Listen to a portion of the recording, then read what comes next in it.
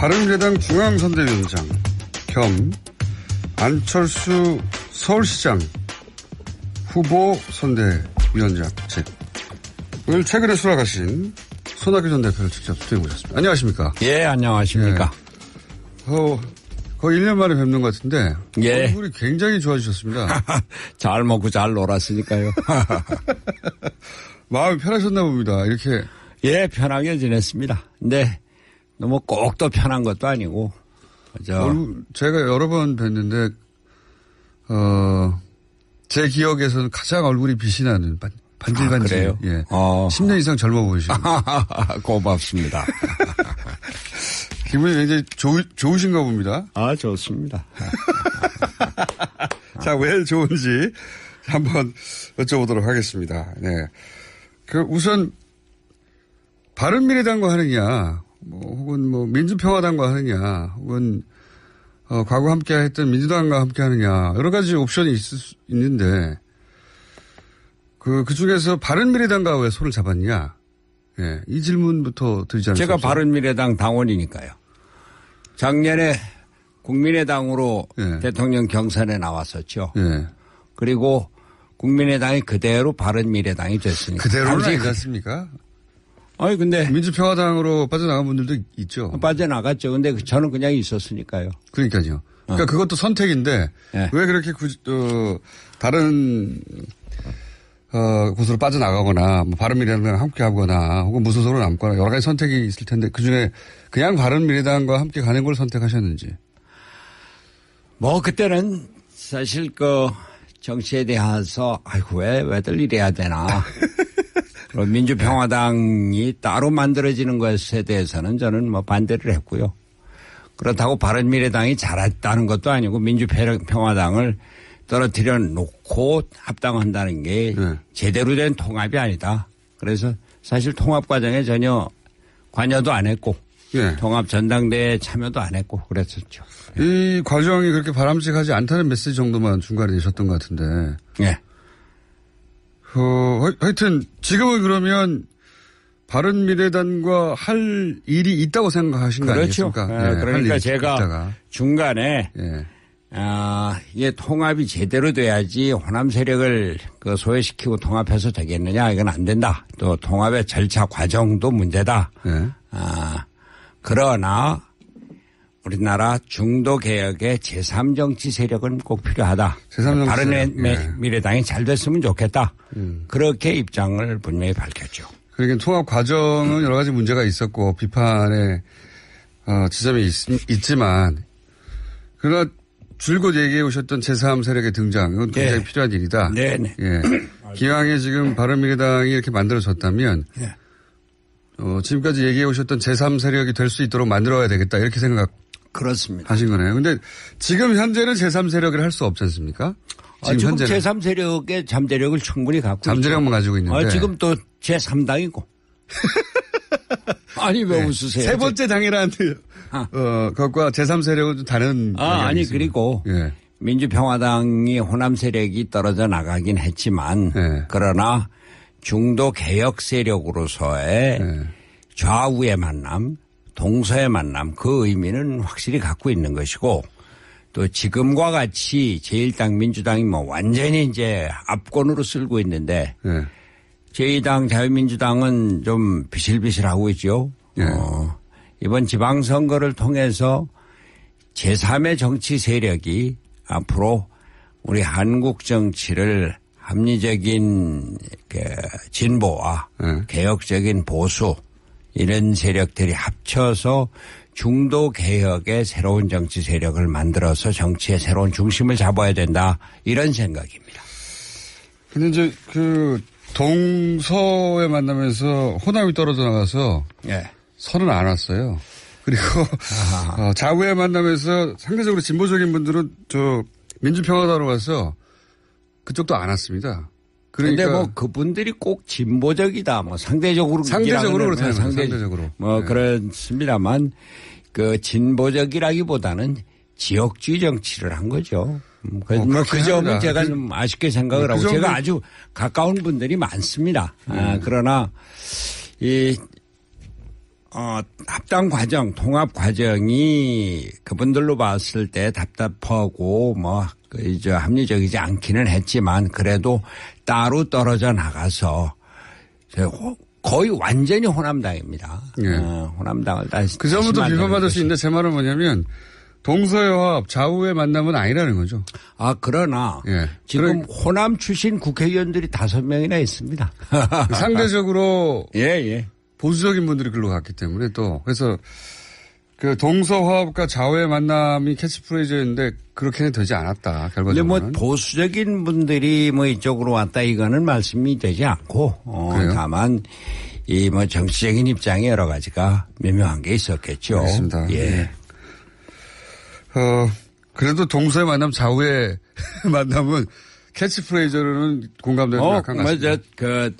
명분은 많이 약화가 되긴 했지만 알겠습니다. 그럼에도 불구하고 의원들의 구성으로 보면은 동서의 만남이라는 것이 그런대로 어느 정도는. 예, 호남 지역에 의원이 5명 살아 있으니까요. 예. 그러면 그렇게 이제 불완전한데 지금 제3세력의 잠재력이 있다고 보신 것이고 그것이 이번 지방선거가 아니라 지방선거 이후에 그렇게 성장할 잠재력이 있다 이렇게 보신 거 아니겠습니까? 그렇죠. 예. 그렇게 지금 돌아오신 건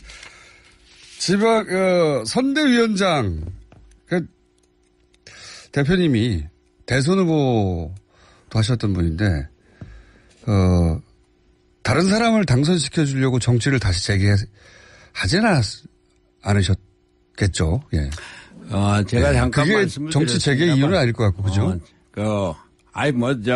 선대위원장 맡아달라고 요청이 있었고, 주변에 얘기를 좀 해봤더니 절대 적극적으로 반대였죠. 우리 가족도 반대를 했고, 친지들, 또 그런 게 이제 언론에 나니까 지방에서도 전화도 오고 난리가 났었는데, 당의 두 대표가 또 정식으로 선대위원장을 맡아달라. 그래서 좀 고민을 하다가, 그래. 지방선거 이후 또 한 번 나를 버리자. 그런데 그냥 단순히 버리는 것이 아니라 이게 정치가 이대로 가면 안 되겠다. 한국 정치 바뀌어야 된다. 지금 문재인 대통령 어느 여론조사에는 87% 지지까지 나오더라고요. 또 민주당에 대한 지지율이 59% 그러니까 60% 이건 있을 수가 없는 일이죠. 그런 상황에서 지지율 저 바닥을 기고 있는 이런 당의 서울시장 선거 대책본부장까지 같이 맡고 이런 것. 사람들이 많이 저 사람 왜 그러나 그럴 겁니다만 방금 말씀드린 대로 우리나라의 중도 개혁 정치 세력이 뿌리를 박지 않으면은 한국 정치 앞으로 참 문제다. 지금도 내용적으로 문제입니다. 남북 정상회담이 잘 되고 있고 북미 정상회담 가고 있고 합니다만 국내 정치적으로는 아주 문제가 많죠. 제가 궁금한 것은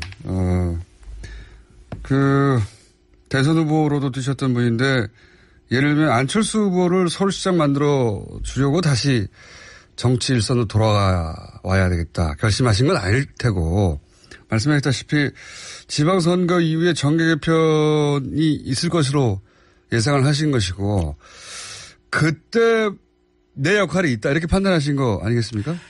그때 내 역할 이전에 정치 개편 정계 개편이라고 그래도 좋습니다만 정치 개편의 틀을 만들어 놓는 것이 이번 지방선거에서 필요하다. 틀을 만든다는 건 어떤 의미입니까? 서울시장에 안철수가 당선되는 것이 중도 개혁 세력이 우리에게도 땅이 있구나 여지가 있구나 이런 확신을 주는 것이고 또 그것을 통해서 지방선거에서 서울시장뿐만이 아니라 주변에 경기도 인천 이렇게 수도권에서부터 시작을 해서 정치적인 기반을 확실히 만들어 나가는 것이 중요하다 이런 생각이었습니다. 그러면은 안철수 후보가 이번에 서울시장에서 승리하게 된다면 그것은 앞으로 있을 보수 재편 혹은 정계 개편 혹은 정치 개편에서 적자가 되는 안철수 후보 중심으로 그런 개편이 이루어질 수 있는 그런 조건이 될 수 있기 때문에 서울시장 당선이 중요하다. 밑그림이 될 수 있기 때문에. 그 안철수 후보 꼭 중심만이 아니더라도 예. 새로운 세력의 어떤 기반을 마련한다. 바른미래당 중심에. 그렇죠. 예. 왜냐하면은 지금 이대로 만약에 완전히 지방선거에서 완전히 완패를 한다. 그러면은 아이고 이건 뭐 안 되겠구나. 우리 다시 자유한국당으로 가자. 우리 또 뭐 민주당으로 가자. 그럼 양극 체제가 다시 만들어지면은 그럼 우리나라 정치가 계속 지금도 싸우고 있는데 말이죠. 그냥 그 일반 국민들 정치 그러면 아우 그 싸우지 좀 마 이러지 않습니까? 그런 싸움만이 아니고 그 통합을 해서 좌우의 극단적인 대결 이런 것이 아니라 중도 개혁적인 통합을 통해서 한국 정치를 안정시키자 이런 생각입니다. 통합, 동시에 만나면 좋은데 실제로는 바른미래당은 호남에서는 단 한 명의 광역단체장 후보도 못 내고 있지 않습니까? 애초에 기반으로 한 지역에서도 단 한 후보를 못 내는데 통합은 어떻게 합니까? 후보를 내는 게 문제가 아니라 지금 현재 같아서는 바른미래당, 민주평화당도 호남에서 별로 그렇게 전망이 없죠. 예. 저는 지방선거가 끝나고 다음 총선까지는 호남의 정계 개편이 반드시 있을 것이고. 호남의 정계 개편이라면 민주평화당과 민주당과의 어떤. 그것뿐만이 아니라 바른미래당이 다시 살아날 겁니다. 호남이 말이죠. 네. 왜 살아나죠? 2년 전만 지금 문재인 대통령에 대한 지지율이 90%가 넘습니다. 네네. 그런데 2년 전에 총선 때 문재인 때문에 안 돼 이랬었거든요. 그렇죠. 실제 문재인 대통령이 순천에 가고선 순천 여수 국회의원들이 다 떨어졌습니다. 네. 전남북을 통해서 더불어민주당 국회의원 이계호, 이준석 두 사람밖에 안 됐습니다. 네. 그랬던 분들이 지금 문재인이 우리 대통령이야 그랬는데 이제 그 전에 문재인 때문에 안 된다고 했을 때 그 전에는 또 안철수가 대세했었거든요. 네. 그 전에 손학규가 대세했을 때도 있었습니다. 맞습니다. 그렇습니다. 호남에서 인기가 보통이 아니었죠. 그렇군요. 그래서 제가 그 당 대표도 되고 그때 당 대표 됐을 때 다음 대통령 후보는 우리 손학규다 이런 생각에서 당 대표를 만들어줬거든요. 맞습니다. 그런 적 있습니다. 예. 그러니까 이 호남이 지금 민주당 일색이라고 해서 민주당의 그 호남이다 이렇게 볼 그런 건 아니다. 네, 맞습니다. 문재인 대통령은 그렇게 민심을 얻지 못하다가 민심을 얻었는데 문재인 대통령이 성공했다고 바른미래당이 성공한다는 보장이 있습니까? 다시 민심을 얻는데? 그건 모르는 일이죠. 문재인 대통령이 됐기 때문에 그런 기회라도 있긴 한데. 그럼요. 바른미래당은 2년 안에는 그런 기회가 특별히 없지 않습니까? 문재인 대통령이 문재인 때문에 안 된다 그런 게 불과 2년 전이고 불과 1년 만에 문재인을 대통령으로 60% 지지를 했습니다. 네. 그 전에 그 전에는 90% 지지했는데 안 되긴 했었습니다만. 안철수 후보는 왜 그러면 호남에 민심을 잃었을까요? 지금 거기서 지지율이 안 나오거든요. 저는 바른미래당도 안철수 그렇고. 대표의 아주 치명적인 잘못이 이번 통합 과정에서 호남을 결과적으로 소외시킨 데 있다 이렇게 보고. 그래서 제가 통합 과정에 같이 참여를 하지 않고 했었던 거죠. 제가 미국에서 왔을 때 안철수 대표한테 만약에 그냥 이 상태대로 바른정당하고 통합을 한다면 국민의당이 그러면은 그 호남 국회의원들 어떻게 할 거냐. 그랬더니 한 두세 명밖에 안 나갈 겁니다. 그렇게까지 얘기를 하더라고요. 안일하게 사안을 판단했다? 그렇죠. 근데 저는 호남에서 제가 강진에서 2년을 살고 호남 민심을 조금 안다고 생각하는 사람인데 와서 국회의원들 만나봤더니 전혀 그렇지가 않아요. 소위 중도적인 사람들도 호남 민심이 안 그래서 견딜 수가 없다. 그러더니 거의 다 나갔죠. 호남의 민심 입장에서는 안철수 전 대표가 호남의 마음을 얻어서 지금의 정치적 위상을 얻었는데 근데 이제 호남만으로는 대권을 가져올 수 없을 것 같으니까 호남을 버리고 중원으로 나가서 보수 정계 개편 때 적자가 되려고 저런 거 아니냐. 호남을 버린 거다 배신자. 이런 프레임. 예. 호남 민심은 안철수에 대한 섭섭함이 아주 크고 합니다만. 네. 그러나 이제 앞으로 지방선거가 끝나고 예. 총선이 다가오면은 달라진다 그 얘기고. 왜 달라지죠? 그걸 제가 만들어 간다 이런 이야기입니다. 알겠습니다. 예. 안철수 대표가 인심을 잃은 건 사실인데 호남에서 지금 그 대표님이 돌아온 이상, 예. 호남의 사랑을 받아서. 저 손학규 그 개인의 문제가 아니고. 예, 그렇게 판을 만들 것이다. 지금 남북 대화는 아주 성공적으로 잘 진행되고 있습니다. 그러나 남북 대화가 성공이 되더라도 그 다음에 이제 뭘로 가져오죠 민심을? 바른정당이? 가만히 있어보세요. 이제 우리 문재인 대통령이 네. 철도 놓자, 네. 도로 놓자, 네네. 발전소 건설하자 이런 제의를 하지 않았습니까? 네. 이제 개성공단도 다시 재개가 되겠죠. 네네. 또 그 금강산 관광도 재개가 되겠죠. 남북 교류 협력이 활성화되겠죠. 그게 다 어디서 나옵니까? 다 미국과 북미 대화가 성공을 하더라도 그 부담은 한국으로 오는 겁니다.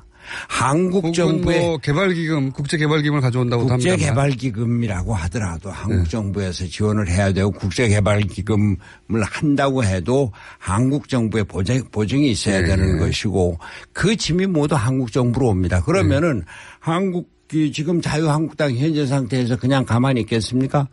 거기서부터 갈등이 제대로 생기는 겁니다. 문재인 대통령이 지금은 여론에 80% 70% 이상 지지를 받아서 야당한테 빨리 해라 이런다고 하지만 그러나 정치는 국회에서 하는 거거든요.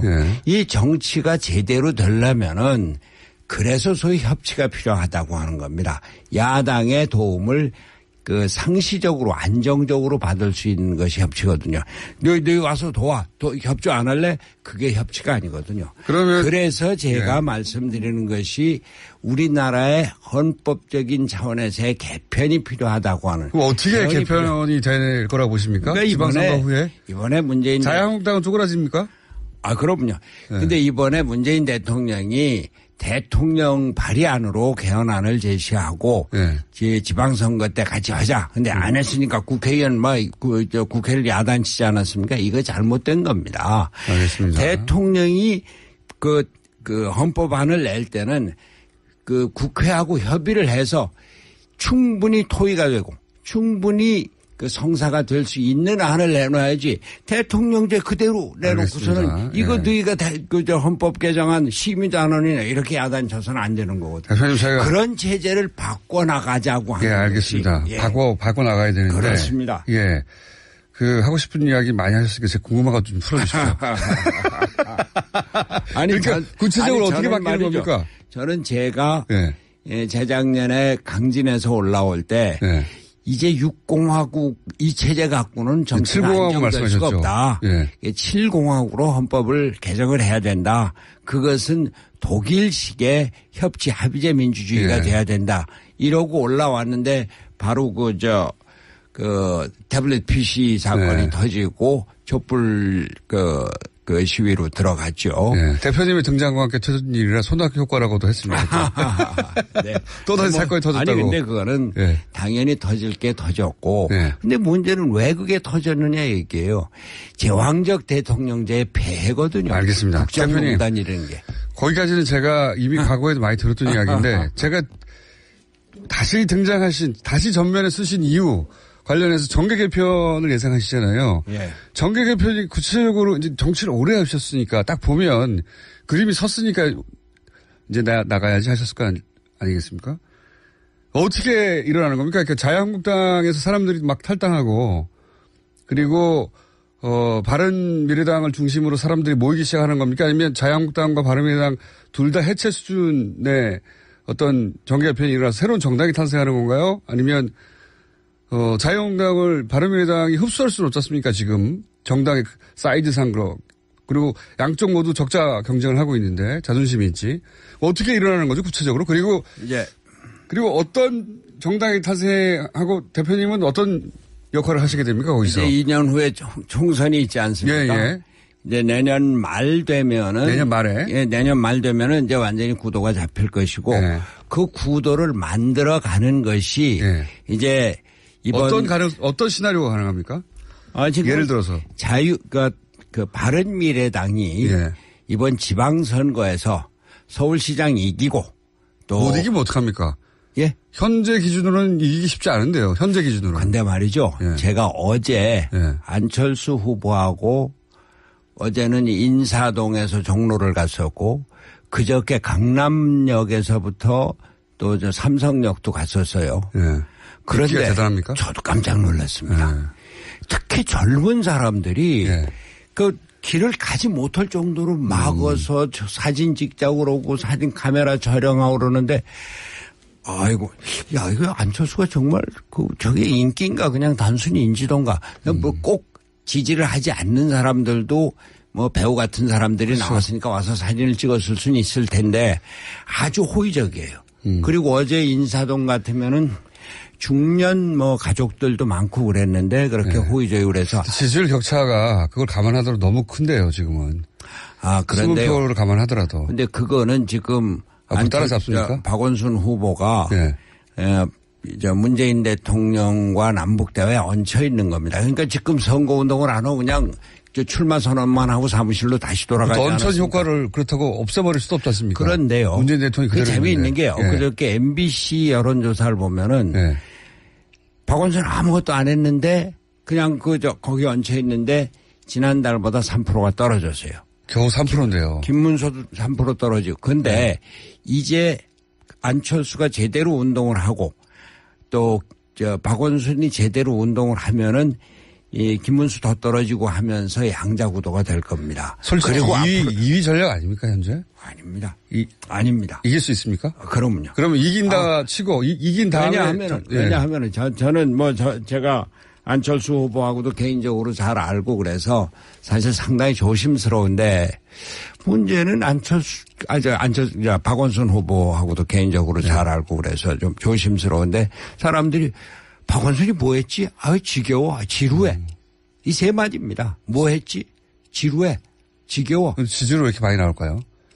얹혀 있다니까요. 그렇다고 얹혀 있는 걸 100% 인정하더라도 문재인 대통령을 없앨 수는 없지 않습니까? 얹혀 있는데 어떻게 하죠?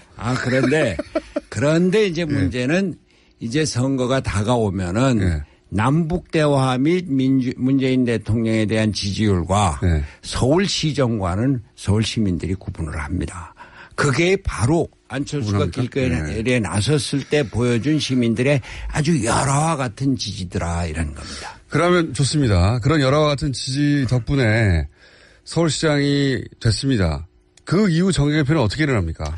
그러면 이제 제3의 정치 세력이라고 하는 구심점이 되는 거죠. 그것이 이제 구심점이 되고 자유한국당은 지금 국민들로부터 많은 보수층도 떠나가고 있지 않습니까? 그래서 쪼그라듭니까? 쪼그라들죠. 보수층이 말이죠. 합리적인 보수가 있고 맹목적인 보수가 있는데 맹목적인 보수는 남아 있을 겁니다. 합리적인 보수는 대량 탈당 사태가 일어날 것이다? 그렇죠. 지금 강길 부의원이 탈당을 하지 않았습니까? 신호탄입니까? 하나의 신호탄입니다. 그리고 남경필이다 누굽니까 김태호다 이런 분들이 원희룡 이렇게 좀 비판적인 입장을 공개적으로 그분들은 바른정당에 있다가 글로 갔는데 다시 돌아옵니까 그럼? 지금 앞으로 그것이 바른정당 있는 그 상태에서 다시 돌아온다. 이거는 앞으로 봐야 됩니다. 그러나 바른정당이 중심이 되고 이 합리적인 보수와 새로운 정당이 탄생할 수 있군요. 그렇죠. 개혁적인 진보 이런 것이 이 바른정당을 중심으로 해서 새롭게 형성이 될 것이다. 바른정당을 중심으로 해서 새로운 바른미래당을 중심으로 해서 새로운 정당이 탄생할 것이다. 여러 곳에서 탈당하고 한국에 모일 것이고. 그리고 지금 현재 민주당도 막상 이제 내년 지방선거 시간이 다 됐네요. 예. 한 번 더 오셔야 되겠습니다. 좋죠. 들이 합쳐서 중도 개혁의 새로운 정치 세력을 만들어서 정치의 새로운 중심을 잡아야 된다. 이런 생각입니다. 근데 이제 동서에 만나면서 호남이 떨어져 나가서 예. 선은 안 왔어요. 그리고 좌우에 만나면서 상대적으로 진보적인 분들은 민주평화당으로 가서 그쪽도 안 왔습니다. 그런데 뭐 그분들이 꼭 진보적이다. 뭐 상대적으로 그렇다는 상대적으로 뭐 네. 그렇습니다만 그 진보적이라기보다는 지역주의 정치를 한 거죠. 그 점은 제가 좀 아쉽게 생각을 하고 제가 아주 가까운 분들이 많습니다. 그러나 합당 과정, 통합 과정이 그분들로 봤을 때 답답하고 합리적이지 않기는 했지만 그래도 따로 떨어져 나가서 거의 완전히 호남당입니다. 네. 호남당을 다시. 그 점부터 비판받을 수 있는데 제 말은 뭐냐면 동서의 화합, 좌우의 만남은 아니라는 거죠. 그러나 지금 호남 출신 국회의원들이 5명이나 있습니다. 상대적으로 예.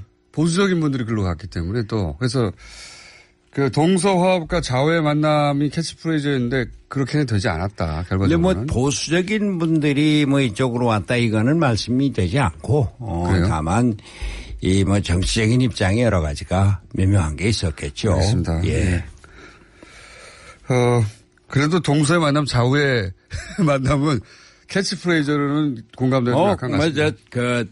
명분은 많이 약화가 되긴 했지만 알겠습니다. 그럼에도 불구하고 의원들의 구성으로 보면은 동서의 만남이라는 것이 그런 대로 어느 정도는 호남 지역에 의원이 5명 살아 있으니까요. 예. 그러면 그렇게 이제 불완전한데 지금 제3세력의 잠재력이 있다고 보신 것이고 그것이 이번 지방선거가 아니라 지방선거 이후에 그렇게 곧 합당한다는 게 제대로 된 통합이 아니다. 그래서 사실 통합 과정에 전혀 관여도 안 했고 통합 전당대회 참여도 안 했고 그랬었죠. 이 과정이 그렇게 바람직하지 않다는 메시지 정도만 중간에 내셨던 것 같은데. 네. 하여튼 지금은 그러면 바른미래당과 할 일이 있다고 생각하신 거 아니겠습니까? 그러니까 제가 중간에 이게 통합이 제대로 돼야지 호남 세력을 소외시키고 통합해서 되겠느냐 이건 안 된다. 또 통합의 절차 과정도 문제다. 그러나 우리나라 중도 개혁의 제3정치 세력은 꼭 필요하다. 바른미래당이 잘 됐으면 좋겠다. 그렇게 입장을 분명히 밝혔죠. 그러니까 통합 과정은 여러 가지 문제가 있었고 비판의 지점이 있지만 그러나 줄곧 얘기해 오셨던 제3 세력의 등장 이건 굉장히 필요한 일이다. 네네. 기왕에 지금 바른미래당이 이렇게 만들어졌다면 지금까지 얘기해 오셨던 제3 세력이 될 수 있도록 만들어야 되겠다 이렇게 그렇습니다. 하신 거네요. 그런데 지금 현재는 제3 세력을 할 수 없지 않습니까? 지금 제3 세력의 잠재력을 충분히 갖고 잠재력만 가지고 있는데. 지금 또 제3당이고. 아니 왜 웃으세요? 세 번째 당이라는 것과 제3 세력은 좀 다른. 그리고 민주평화당이 호남 세력이 떨어져 나가긴 했지만 그러나 중도 개혁 세력으로서의 좌우의 만남, 동서의 만남 그 의미는 확실히 갖고 있는 것이고 또 지금과 같이 제1당 민주당이 완전히 이제 압권으로 쓸고 있는데 제2당 자유민주당은 좀 비실비실하고 있죠. 이번 지방선거를 통해서 제3의 정치 세력이 앞으로 우리 한국 정치를 합리적인 진보와 개혁적인 보수 이런 세력. 바른미래당 중앙선대위원장 겸 안철수 서울시장 후보 선대위원장직 오늘 최근에 수락하신 손학규 전 대표를 직접 수행해 보셨습니다. 안녕하십니까? 예, 안녕하십니까? 거의 1년 만에 뵙는 것 같은데 예. 얼굴이 굉장히 좋아지셨습니다. 잘 먹고 잘 놀았으니까요. 마음이 편하셨나 봅니다. 이렇게. 예, 편하게 지냈습니다. 근데 너무 꼭 더 편한 것도 아니고.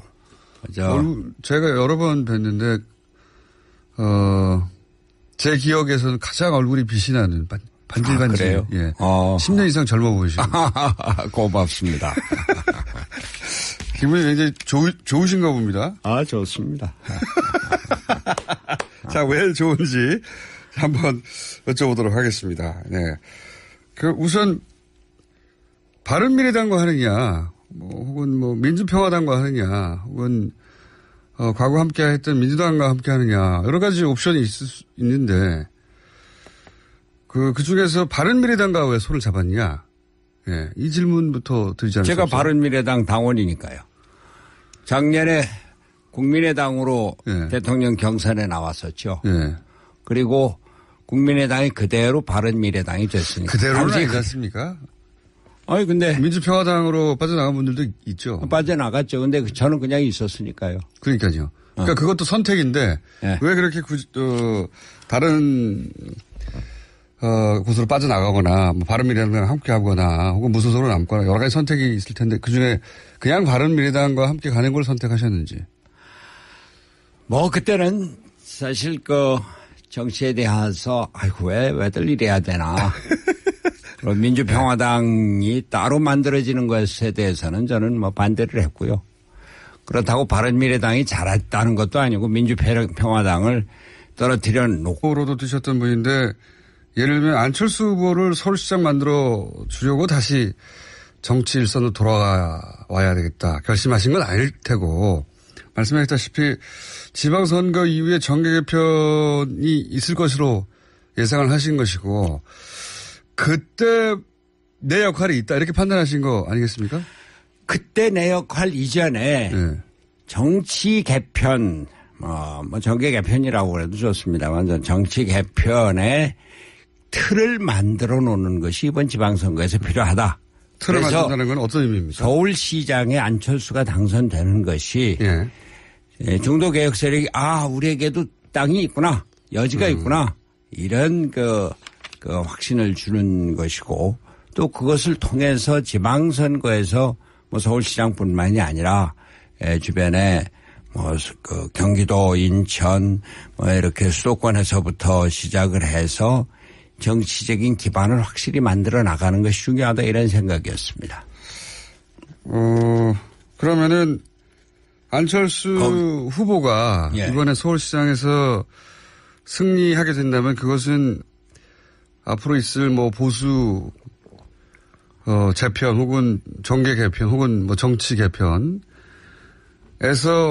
적자가 되는 안철수 후보 중심으로 그런 개편이 이루어질 수 있는 그런 조건이 될 수 있기 때문에 서울시장 당선이 중요하다.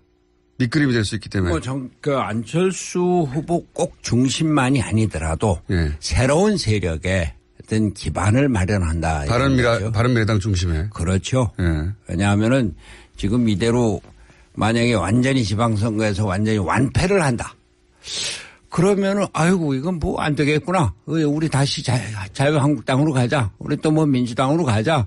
그럼 양극 체제가 다시 만들어지면은 그럼 우리나라 정치가 계속 잠재력이 있다 이렇게 보신 거 아니겠습니까? 그렇죠. 예. 그렇게 지금 돌아오신 건 지방 선대위원장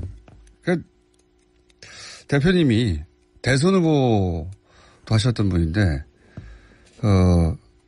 다른 사람을 당선시켜 주려고 정치를 다시 재개하지는 않으셨겠죠. 예.